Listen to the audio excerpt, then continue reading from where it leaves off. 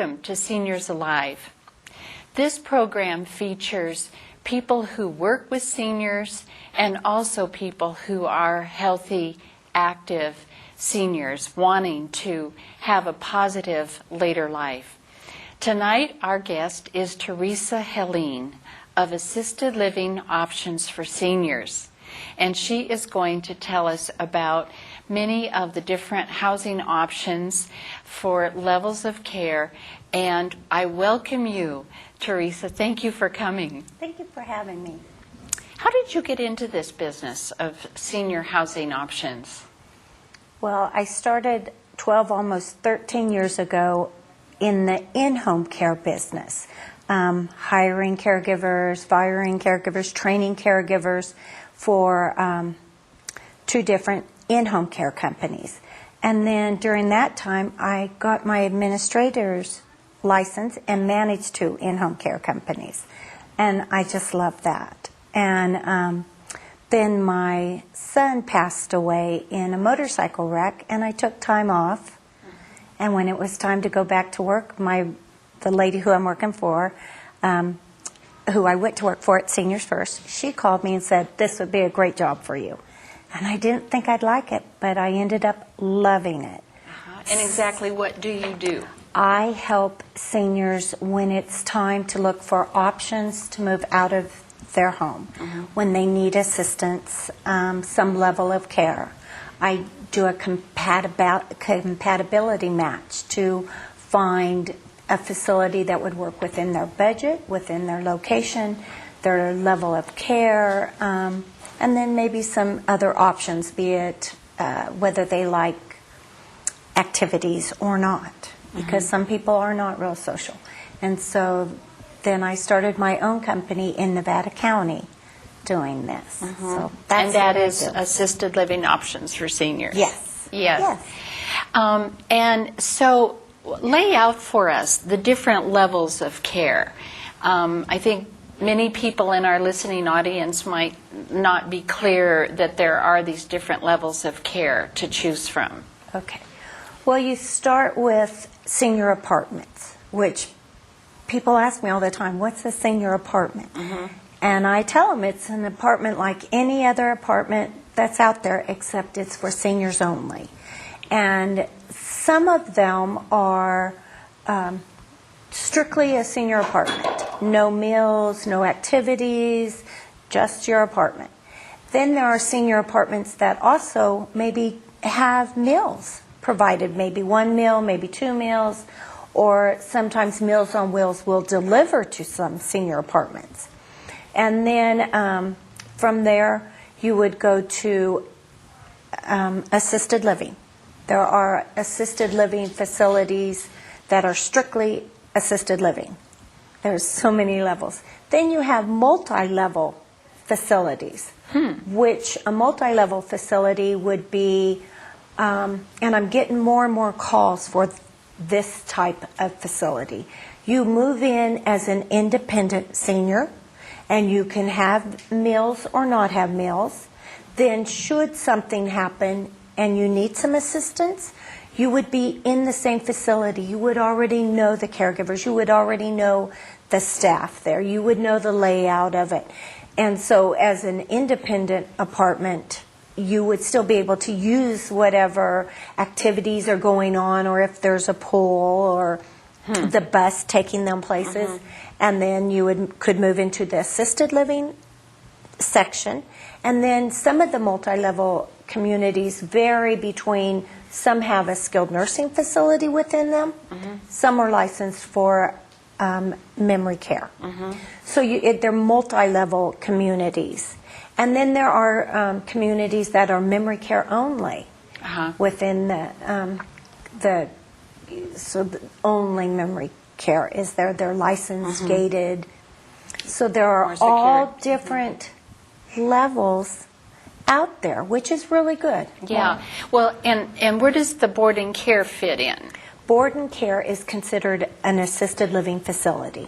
They are licensed by the state, and so when it's assisted living, they, like in a board and care by law, they have to disperse the medications to the resident. By law. They cannot even have their own aspirin. So, and a lot of times board and care, they're very high functioning, but maybe they're just, I usually think of board and care as residents who are less social. Huh. That's interesting. Yeah, usually if you're more social, you want to engage in those activities. That the assisted livings offer. Yeah, and some board and cares do offer activities. Some don't.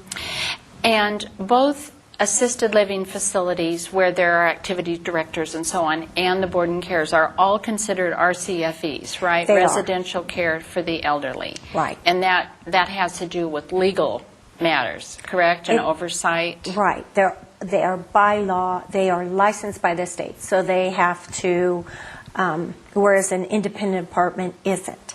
If you move into an independent apartment, you don't need to have the TB test. You don't need to have the physician's report. When you get to assisted living, it is mandated that you have to have to move in, you have to have a TB test, and you have to have a 602. It's a physician's report. It tells the facility you're moving into your health, your history, so that they can take care of you to the best level that they need to. They know what your history is. So what are the signs that a senior should be considering a move, well, first to a senior apartment and then to assisted living and through the levels? What are the different preparation thoughts and stages that we go through? There are so many different things to think about that a lot of seniors don't think about, and that a lot of kids don't think about. A lot of times I get calls because a mate has passed away and they were married 50 years, 60 years, 75 years, and they're very lonely. So they're sitting at home in front of that TV all day. That is who they're communicating with. You know, maybe it's a time to think about moving someplace just for the socialization. So loneliness is a huge one because that can lead into depression. A lot of times there's just mild confusion, so they're getting their meds mixed up. Once they get their meds mixed up, then they get more mixed up. So a lot of times when a senior moves into a facility and their meds are given to them properly, their health improves. Sometimes it's more expensive to hire caregivers to come in. I usually say from 4 to 5 hours a day more. The senior could live more reasonably in assisted care facility than that. If they're a high fall risk and there's a lot of stairs in their house, then maybe it's time to find a senior apartment, or a lot of times they're not eating very good. Meals on Wheels is helping them, or microwave food all day long. This is what happened with my mom, and why we moved her from an independent, actually intergenerational apartment complex to an assisted living facility. And it wasn't just the fact that it was so much microwave food, which is sort of my fault in a way that I didn't, prepare meals and stuff for her, but I couldn't. I was commuting to the Bay Area to work. But also she began to sort of forget how to use the microwave. Right. I have had clients who actually, the spouse is trying to heat a microwavable dish on the stovetop. That is very scary. I had a call from a gentleman who, it broke his heart to think that he needed to find a place for his wife, but he woke up in the middle of the night smelling gas. And what she had done was gone in the middle of the night because she was sundowning and turned on the stove, but it didn't light. And then she left to go do something. He woke up with the smell of gas. So, I mean, obviously those are extreme situations, and you need to consider whether it'd be time to find a new home or not. But there's smaller ones, and I think a lot of it is the socialization. I really think when someone's sitting home alone, I'm getting more seniors who actually are calling me themselves because they're saying, I'm lonely. And we know that loneliness can really make them digress quicker. Yeah, both in terms of brain health Yes. and in terms of emotional health and brain and possibility of depression, like you say. Now, what about the whole matter of rentals versus buy-ins? Do we have any buy-ins here in the in this Nevada County area? I think Eschaton Eschaton? has the homes that you can buy in. Uh-huh. And then down in Roseville, they have them. But most of the facilities, the board and cares don't usually have a deposit like a large assisted living has a deposit. Board and cares are usually just sometimes the first month and the last month's rent. Now, in the Bay Area, since this program also airs in the Palo Alto area, there are more options for people that want to buy in places. But it seems to me in recent years people are sort of more interested in the month-to-month rentals. I think so, wonder too. why that is. Well, I think the bigger ones, they're purchasing a house again. There are places like the Sun Cities that are younger senior citizens. But what they are finding out now that they've been around longer is that they're having to sell those. And the market dropped on the value of those. So I think people are starting to say, I don't want to deal with that. I just want to... And more flexibility and freedom. Absolutely. And they're moving more again. If there's a son who lives in Arizona, that now they want to go live by that son. They don't have to sell their home. They just find another community to go live into. Yeah. Now, what are... well, let's talk first of all about percentages of types of places. How many assisted livings and board and cares and the different categories do we have here in Nevada County? There's 14 in Nevada County. 4 of those are, I think it was 4, are large assisted living. The rest are what's called board and care, smaller. They're licensed usually for 6, but we have one that is licensed for 14.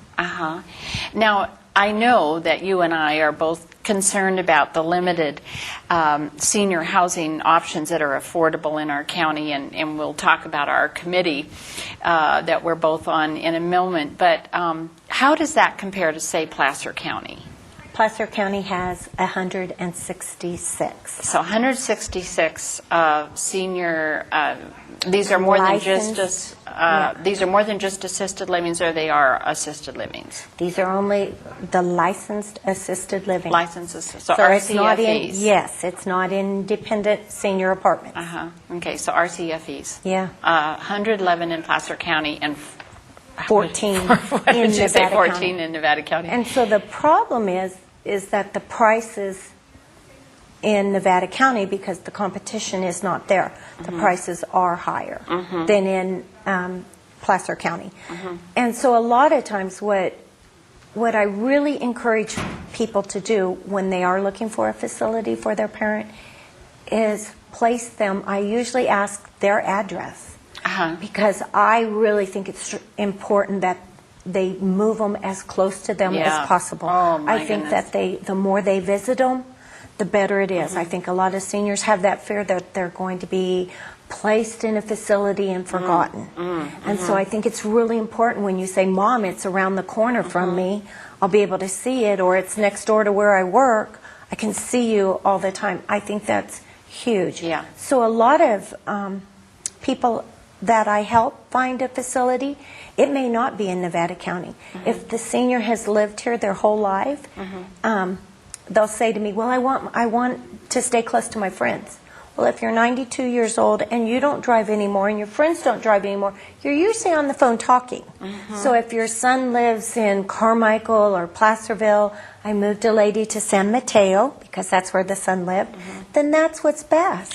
And what I am finding at the different facilities my mother's been at is that really the people at the facility become your friends. And your family. And Absolutely. you're kind of in the present moment, which actually I think is really healthy. And you can still talk on the phone. It's funny, my mother's now in skilled nursing since she broke her ankle, and the woman that was her neighbor in the apartments is now her neighbor in skilled nursing right across the hall. And, you know, all of a sudden, this hallway distance is about the same distance as the apartment down the street, because it's just harder getting around. It's quite Yeah. amazing how your mobility gets limited. But it's just funny that they're following each other around as neighbors. I think that's really important what you were saying, is a good community. They get to know your loved one like they do their mother. And that gives you comfort and peace of mind when you leave. And when I tour the facilities, because I visit all of them, that's one of the things I look for. And I'm giving away my secret. But if you're touring me and you don't know the name of your residents, I'm not happy. Yeah. You need to know them. You need to pause me in my tour if you think someone's sick. I want to see that you care about the seniors who are there. I want to see that you really take effort to make that their home.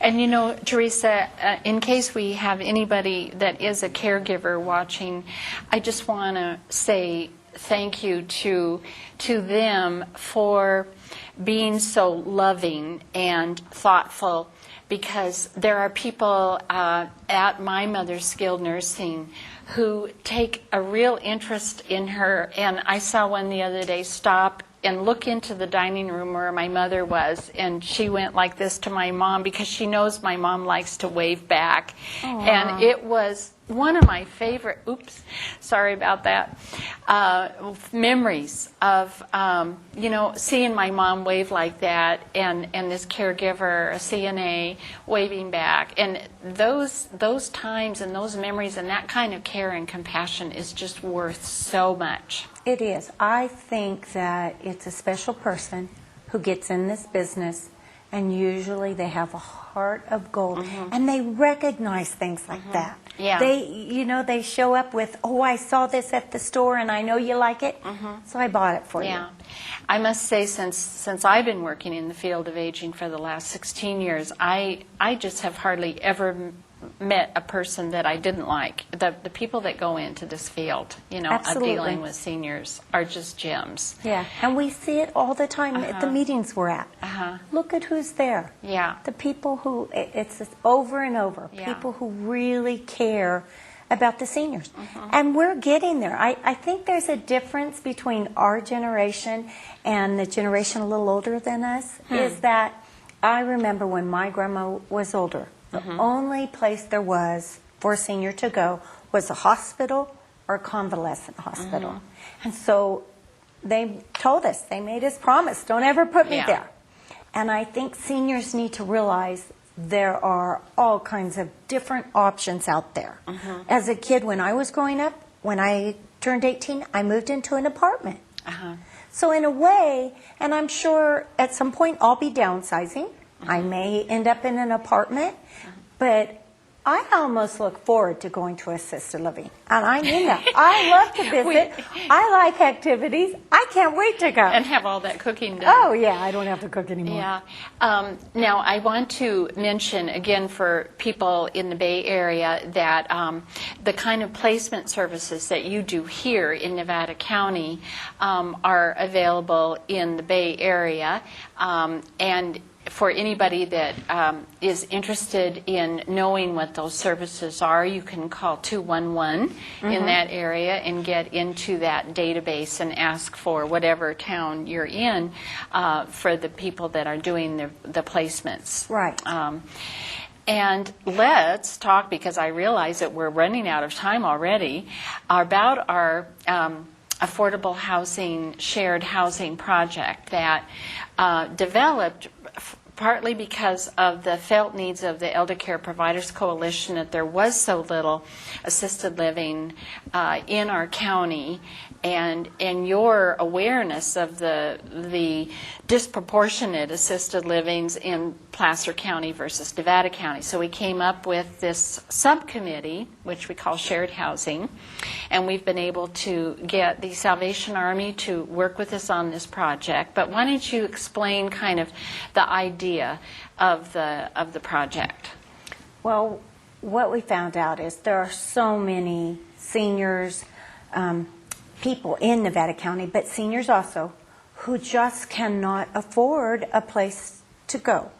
And so I actually called all the assisted living facilities in Nevada County and said, you know, if we have someone on Social Security only, will you be able to give us a bed? Most of them said no. Some of them said they would work with us if they were able to. And so then the Salvation Army got involved, and what they're doing is what we're trying to do is find some of the seniors in Nevada County who maybe have a room that they could rent to a senior, probably a senior, or we're finding some seniors who, because due to their funds, needs a room to rent. So what the Salvation Army is going to do is try and do a compatible match for someone who needs a room and someone who needs a little, maybe is lonely or needs a little bit of financial help in paying for it to keep their house. And so we're going to, Salvation Army has worked really hard to put together a database, and we've been working trying to get questions that we can answer to make that compatible match. And I know from our last meeting that the Salvation Army is establishing a bulletin board there where people actually who have ads for places to rent and people who want a place to rent can come and physically look at the bulletin board.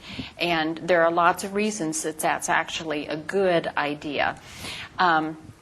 To have people coming on site to look.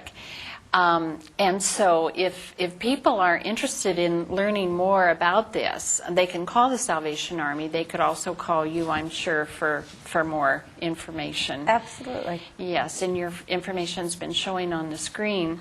Now, we should throw in our kind of hope that in some cases, there might be a generation difference where a younger senior who needs an affordable place to live would rent from an older senior who needs a little help, who needs somebody to drive them around or maybe do a little light housekeeping and cooking. And so there would not only be the compatibility and the friendship that could develop from the shared housing, but the person who needs more affordable housing can work off some of the rent, so to speak. And so it's a win-win situation for both people. And we should also mention that we're just talking about one lodger. It's called renting from a senior, just one room. Right. I mean, not necessarily one room, but one person to rent. I think that's a great idea because you could be, I'm a senior, I could do laundry, I could do the vacuuming, help with meals, some of the things that someone a little older might have a harder time doing. So the rent might be, you know, in exchange for that. There's all kinds of new ideas we're coming up with, and maybe that's what they want, is someone who, I'll give you the room in exchange for some help. And then some of them will just rent the room out without the help. So we're open, we're just trying this, and there are so many seniors in Nevada County. We're really hoping this will help a lot of them out. Yeah. And really, it's a wonderful thing for a senior who is recently widowed to, you know, male or female, to be able to have somebody that they know they're compatible with in the home for a little companionship and to kind of watch over them. You know, so just because I know people who've recently lost a loved one get really depressed about not having somebody to share their day with. Right. someone's been sitting in that other chair for years, and now the chair's empty, and that's very depressing for them. I think one of the first calls that we got when we started working on this, not too long ago, and the word got out, was a 92-year-old man who was thinking about opening up a room for someone who could do a little bit around the house. That's what this is about, is helping each other. I think it's a wonderful. We've been working on it now, over a year. And we've come really far. I think we've done good. We're trying to help. And then after we get it fine-toothed a little bit, then it'll be out there a little more. Yeah, we'll really be publicizing it. And I'm aware of how kind of unique we are here in Nevada County for starting this, because I, get around to the Bay Area too, and there is a project in the Bay Area that has had some home sharing going on, but there doesn't seem to be anything like what we're doing in, say, Sacramento County. And people, I think, are kind of interested in what we're developing in this home sharing project in collaboration with the Salvation Army, which has the volunteer power and some grant funding to keep the database and do the screening and the matching. And there is a lot of volunteer work going on with this project. But I know even the Salvation Army in Placer County is watching us. This is like a pilot program, and everybody's watching. How's this going to go? So, and we've really kind of been through lots and lots of ups and downs on it too. It's not real easy. But Teresa, we have come to the end of our time, and I want to thank you so much for being on the program. Really appreciate it, and we thank everybody that has been watching us today for tuning in. We'll be back next month with another interesting program on Seniors Alive, and we thank the crew here today and NCTV for making this program possible. Remember to support them with your donations and volunteer work.